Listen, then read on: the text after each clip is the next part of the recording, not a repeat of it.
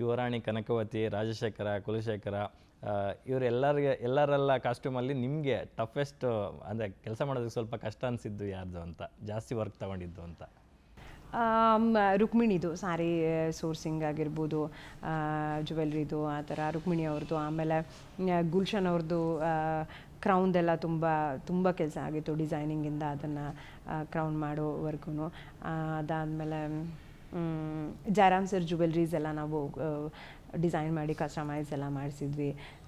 ಪ್ರತಿಯೊಂದು ಅಂದರೆ ಯಾವುದು ಹೀಗೆ ತಂದು ಹಾಕಿದ್ವಿ ಅಂತ ಇಲ್ಲ, ನಮ್ಮದೊಂದು ದೊಡ್ಡ ಪ್ರೊಡಕ್ಷನ್ ಬೇಸ್ ಇತ್ತು. ಎಲ್ಲ ಟೀಮು ಪ್ರತಿಯೊಬ್ಬರು ಕೂತ್ಕೊಂಡು ಜ್ಯುವೆಲ್ರಿ ಮೇಕರ್ಸ್,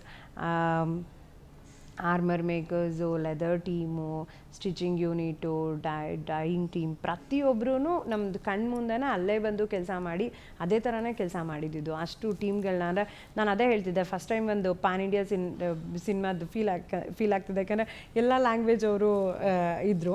ಅಂದರೆ ಚೆನ್ನೈಯಿಂದ ಟೀಮ್ ಇದ್ದರು, ಹೈದ್ರಾಬಾದಿಂದ ಇದ್ದರು, ಮುಂಬೈಯಿಂದ ಇದ್ದರು. ಸೊ ಎಲ್ಲ ಲ್ಯಾಂಗ್ವೇಜ್ಗಳು ಬೇರೆ ಬೇರೆ ಲ್ಯಾಂಗ್ವೇಜ್ಗಳು ಮಾತಾಡ್ತಾ ಇದ್ರಲ್ವ.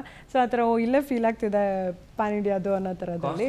ಕಾಸ್ಟ್ಯೂಮ್ ಟೀಮ್ ಎಷ್ಟು ದೊಡ್ಡದಿತ್ತು ಮೇಡಮ್? ಎಷ್ಟು ಜನ ಇಟ್ಕೊಂಡು ವರ್ಕ್ ಮಾಡಿದ್ರಿ ನೀವು? ಅಂದರೆ ಡಿಪೆಂಡ್ಸ್. ಅದು ನಾವಿವಾಗ ಒಂದು ಶೆಡ್ಯೂಲ್ ಹಾಕಿದಾಗ ಆ ಲೊಕೇಶನ್ ಎಷ್ಟು ಜನ ಇದ್ದಾರೆ, ಏನು ಎಲ್ಲಿ ಲೊಕೇಶನ್ ಇದೆ, ಏನು ರಿಕ್ವೈರ್ಮೆಂಟು, ಫೈಟ್ ಸೀಕ್ವೆನ್ಸ್ ಮಾಡಿದ್ದಾರೆ ನಿಮ್ಮ ಜೊತೆ, ನಿಮ್ಮ ಡಿಪಾರ್ಟ್ಮೆಂಟ್ ಆರ್ಟಿಸ್ಟ್ ಅಂದರೆ ನೀವು ಎಷ್ಟು ಜನ ಕಾಸ್ಟ್ಯೂಮ್ ನಿಮ್ಮ ಟೀಮ್? ನನ್ನ ಟೀಮ್, ನಂದು ಡಿಸೈನರ್ ಟೀಮಲ್ಲಿ ನಂದು ಅಸಿಸ್ಟೆಂಟ್ಸ್ ಇದ್ದರು, ಅಜಿತ್, ನಮ್ರತ, ಇನ್ನೊಂದಿಷ್ಟು ಜನ ಇಂಟರ್ನ್ಸ್ ಇದ್ದರು ಈ ಥರ. ಅದಾದಮೇಲೆ ಕಾಸ್ಟ್ಯೂಮರ್ಸ್ ಇದ್ದರು, ರಾಮಣ್ಣ ಅಂತ ನಮ್ಮ ಚೀಫು, ಅವರ ಅಂಡರಲ್ಲಿ ಗೋವಿಂದ, ಈ ಥರ ಒಂದಿಷ್ಟು ಅವ್ರ ಅಸಿಸ್ಟೆಂಟು, ಒಂದಿಷ್ಟು ಜನ ಕಾಸ್ಟ್ಯೂಮರ್ಸ್ ಇದ್ದರು, ರನ್ನರ್ಸ್ ಇದ್ದರು. ಅದು ಬಿಟ್ಟು ನಮಗೆ ಅಲ್ಲಿ ಈಗ ಆರ್ಮರ್ಸ್ಗಳನ್ನು ಹ್ಯಾಂಡಲ್ ಮಾಡೋದಕ್ಕೆ ಟೀಮು, ಈ ಥರದಲ್ಲೆಲ್ಲ ಅವರು ಆ ರಿಕ್ವೈರ್ಮೆಂಟ್ ಇದ್ದಾಗ ಕರೆಸ್ತಾ ಇದ್ವಿ ಮತ್ತು ಕಳಿಸ್ತಾ ಇದ್ವಿ ಆ ಥರ.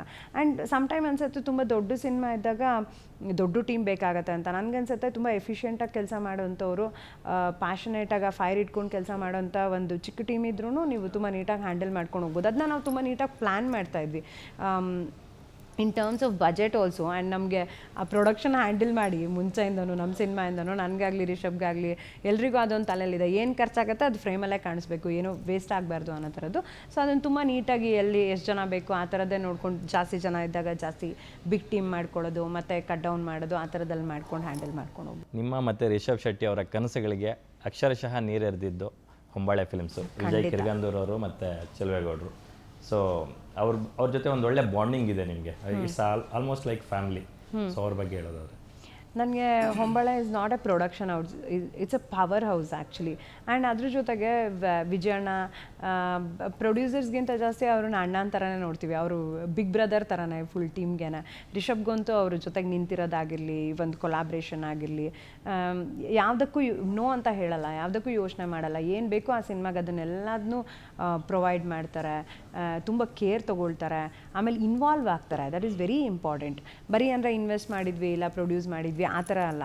ಅವರು ಪ್ರತಿ ಸಲ ನಾವೆಲ್ಲ ನಮ್ಮದೇ ಒಂದು ವರ್ಡಲ್ಲಿ ಇರ್ತಿದ್ವಿ, ಅವ್ರು ಬಂದರೆ ಖುಷಿ ಆಗ್ತಿತ್ತು. ವಿಜಯಣ್ಣ, ಚಲ್ವೆ ಸರ್ ಆ್ಯಂಡ್ ಟೀಮ್ ಬರ್ತಿದ್ರು, ಅವರೆಲ್ಲರ ಜೊತೆಗೆ ಒಂದು ಒಳ್ಳೆ ಡಿನ್ನರು, ಡಿಸ್ಕಷನ್ನು, ಒಂದಿಷ್ಟು ಮೋಟಿವೇಟ್ ಮಾಡ್ತಿದ್ರು ಟೀಮ್ಗೆ. ಆಮೇಲೆ ಅಣ್ಣ ತುಂಬ ಸಮಾಧಾನ ಮಾಡ್ತಾರೆ. ಸಮ್ಟೈಮ್ ಏನು ಟೆನ್ಷನ್ ಇದ್ರೂ ಎಲ್ಲರೂ ಕೂಲಾಗಿ ಕಾಮಾಗಿ ಒಂದೇ ಪೇಜಲ್ಲಿ ಕರ್ಕೊಂಡು ಹೋಗ್ತಾರೆ. ಅದಾದಮೇಲೆ ಅವರು ನನಗೆ ತುಂಬ ಗ್ರ್ಯಾಟಿಟ್ಯೂಡ್ ಇದೆ ಹೊಂಬಾಳೆ ಬಗ್ಗೆ. ಯಾಕಂದರೆ ಲಾಸ್ಟ್ ಟೈಮ್ ಕೂಡ ನಮಗದು ಕಾಂತಾರ ಹಿಟ್ಟಾದಾಗ ಎಲ್ರಿಗೆ ಸ್ಮಾಲ್ ಬಜೆಟ್ ಅನ್ನಿಸ್ತು, ಬಟ್ ನನಗೆ ರಿಷಬ್ಗೆ ಅದು ತುಂಬ ದೊಡ್ಡ ಬಜೆಟ್ ಸಿನಿಮಾ ಆವತ್ತಿನ ದಿನಕ್ಕೆ, ಆ ಬಜೆಟು. ಬಟ್ ಅದನ್ನು KGF ಥರದ ಸಿನಿಮಾಗಳೆಲ್ಲ ಆದಮೇಲೆ ಅವರು ರಿಷಬ್ನ ನಂಬಿ, ರಿಷಬ್ ಹೇಳಿರೋ ಒನ್ ಲೈನರ್ ಕತೆ ಕೇಳಿ ಅವತ್ತಿಗೆ ಅವರು ಇನ್ವೆಸ್ಟ್ ಮಾಡಿದ್ರಲ್ಲ, ಅದು ದೊಡ್ಡ ವಿಷಯ. ಅದನ್ನು ನಾವು ಯಾವತ್ತೂ ಮರಿಬಾರ್ದು. ಆ್ಯಂಡ್ ಇವತ್ತು ಈ ಸಿನಿಮಾ ಆಗಬೇಕಾದ್ರೂ ಅವ್ರು ಎಲ್ಲದನ್ನೂ ಪ್ರೊವೈಡ್ ಮಾಡಿದ್ದಾರೆ. ಲಾಸ್ಟಲ್ಲಿ ಪೋಸ್ಟ್ ಪ್ರೊಡಕ್ಷನಲ್ಲಿ ಎಲ್ಲ ಫಾಲೋ ಅಪ್ ಮಾಡಿಕೊಂಡು ಅವ್ರು ಬಂದುಬಿಟ್ಟು ಕುತ್ಕೊಂಡಿದ್ರು ಕೊಚ್ಚಿಯಲ್ಲಿ ಫುಲ್ ಟೀಮ್. ಆ ಥರದ್ದು ಒಂದು ಸಪೋರ್ಟ್ ಕೊಡ್ತಾರೆ ಹೊಂಬಾಳೆಯಿಂದ. So we are very very grateful to them. Super ma'am. ಅವರು ಆ ಥರ ಇನ್ವಾಲ್ವ್ಮೆಂಟ್ ಇರೋದ್ರಿಂದನೇ, ಫ್ಯಾಮಿಲಿ ಥರ ಟ್ರೀಟ್ ಮಾಡೋದ್ರಿಂದನೇ ಈ ಥರದೊಂದು ಒಳ್ಳೆ ಔಟ್ಪುಟ್ಗಳು, ಒಳ್ಳೆ ಕಂಟೆಂಟ್ಗಳು ಹೊರಗಡೆ ಬರೋದಕ್ಕೆ ಸಾಧ್ಯ ಆಗ್ತಾಯಿದೆ. ಸೂಪರ್.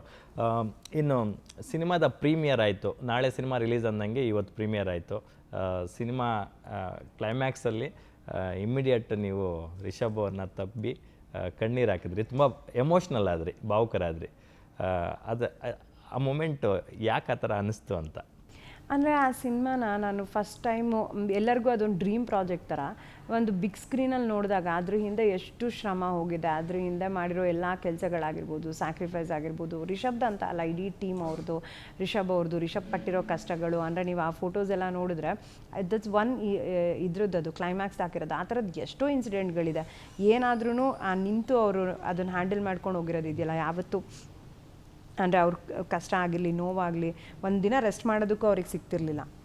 ಅದೆಲ್ಲ ಅಂದರೆ Rishab in front of thousands of people ಅವ್ರನ್ನ ಹ್ಯಾಂಡಲ್ ಮಾಡಿರೋದು, ನಿಂತು ಆ ಜವಾಬ್ದಾರಿ ತೊಗೊಂಡಿರೋದು ಒಂದಾದರೆ, ಇನ್ನೊಂದು ರಿಷಬ್ ವಾಪಸ್ ಬಂದಮೇಲೆ ಅವ್ರು ಹೇಗಿರ್ತಿದ್ರು ಫಿಸಿಕಲಿನೋ ಎಮೋಷ್ನಲಿನೋ, ಆ ಬರ್ಡನ್ ಆ ನಾನು ಹತ್ತಿರದಿಂದ ನೋಡಿದ್ದೀನಿ. ಸೊ ನನಗೆ ಅದು ಸಿನಿಮಾ ನೋಡಬೇಕಾದ್ರೆ ಎಲ್ಲದೂ ಒಂದು ಫ್ಲ್ಯಾಶ್ ಕಟ್ಸಲ್ಲಿ ಹೋಗಿರೋ ಥರ ಆಯಿತು. ತುಂಬ ಎಮೋಷ್ನಲ್ ಆದೆ ನಾನು.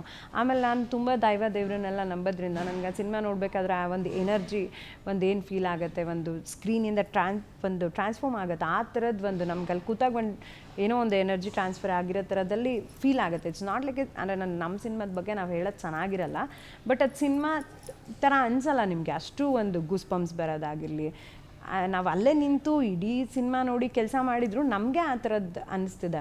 ಅದನ್ನು ನೋಡಿದಾಗ ನಾನು ತುಂಬ ಎಮೋಷ್ನಲ್ ಆದೆ. ನನಗೆ ಕಂಟ್ರೋಲ್ ಮಾಡೋದಕ್ಕೆ ಆಗಿಲ್ಲ ಅವತ್ತು. ಅದಾದಮೇಲೆ ಕೂಡ ನನಗೆ ಯಾರು ಟೀಮಲ್ಲಿ ಯಾರು ನೋಡಿದ್ರು ತುಂಬ ಅಳು ಬರ್ತಾಯಿತ್ತು, ಕಂಟ್ರೋಲ್ ಆಗ್ತಿರ್ಲಿಲ್ಲ. So and finally it is not only ಬೇಜಾರಲ್ಲ, ಒಂದು ಖುಷಿ ಕೂಡ. ಎಲ್ಲ ಸೇರಿ ಒಂದು 5 ವರ್ಷದಿಂದ ಎಷ್ಟು ಜನ ಫ್ಯಾಮಿಲಿಗಳನ್ನು ಬಿಟ್ಟು ಬಂದು ಕೆಲಸ ಮಾಡಿದ್ದಾರೆ. ಆ ಎಲ್ಲ ಸ್ಯಾಕ್ರಿಫೈಸ್ಗೆ ಒಂದು ರಿಷಬ್ದು ಕನ್ಸು ಜೊತೆಗೆ ಅಷ್ಟು ಜನ ಒಂದು ಲೀಡರ್ ಮುಂದೆ ಹೋಗ್ತಾ ಹಿಂದೆ ನಿಂತು ಅಷ್ಟು ಪಾಸಿಟಿವ್ ಮೈಂಡ್ ಸೆಟ್ಟಲ್ಲಿ ಎಲ್ಲರೂ ಸಾಥ್ ಕೊಟ್ಟಿದ್ದಕ್ಕೆ ಸಾರ್ಥಕ ಅನ್ನೋ ಥರದ್ದು ಒಂದು ಫೀಲ್ ಅದು.